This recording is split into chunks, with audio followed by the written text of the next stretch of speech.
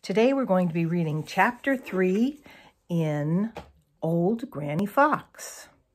Now yesterday we learned about Granny and Reddy Fox and how they are very hungry during a snowy winter.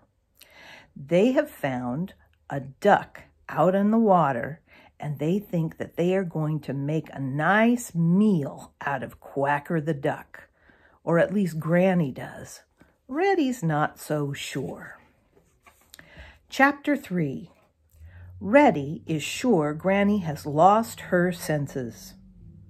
Quote, "Perhaps 'tis just as well that we can't see ourselves as others see." Old Granny Fox. "Just as I thought," muttered Reddy Fox as he peeked through the bushes on the bank of the big river and saw Quacker swimming about in the water where it ran too swift to freeze.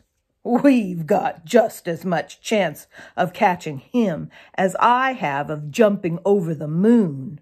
That's what I'll tell Granny." He crept back carefully so as not to be seen by Quacker, and when he had reached the place where Granny was waiting for him, his face wore a very impudent look.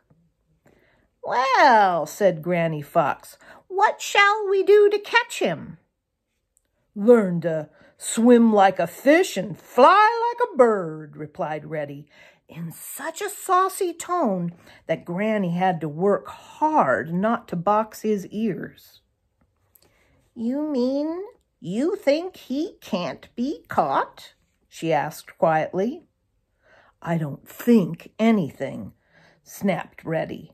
"I know he can't. Not by us anyway," he added. "I suppose you wouldn't even try," retorted Granny. "Oh, I'm old enough to know when I'm wasting my time," replied Reddy with a toss of his head. "In other words, you think I'm a silly old fox who has lost her senses," said Granny sharply. "No, I didn't say that," protested Reddy, looking very uncomfortable. "But you think it," declared Granny. "Now look here, Mr. Smarty, you do just as I tell you. You creep back there where you can watch Quacker and all that happens, and mind that you keep out of sight.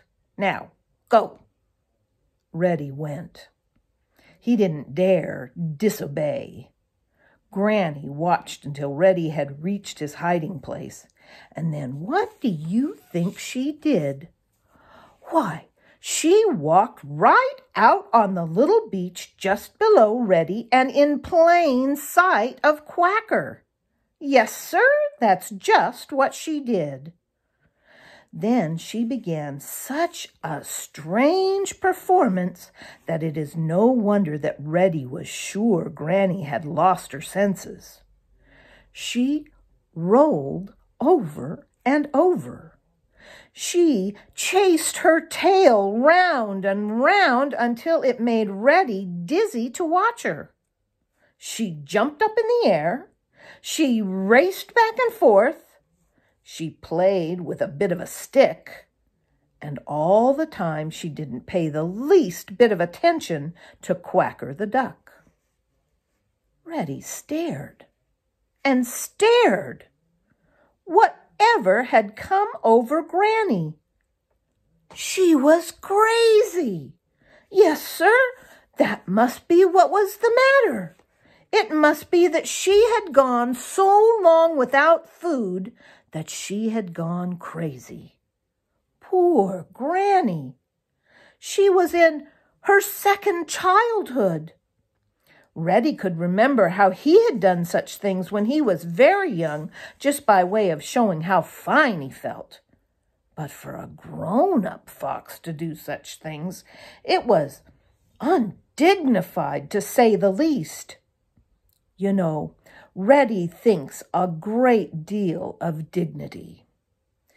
It was worse than undignified. It was positively disgraceful. He did hope that none of his neighbors would happen along and see Granny cutting up so. He never would hear the end of it if they did. Over and over rolled Granny, and around and around and around she chased her tail. The snow flew up in a cloud, and all the time she made no sound.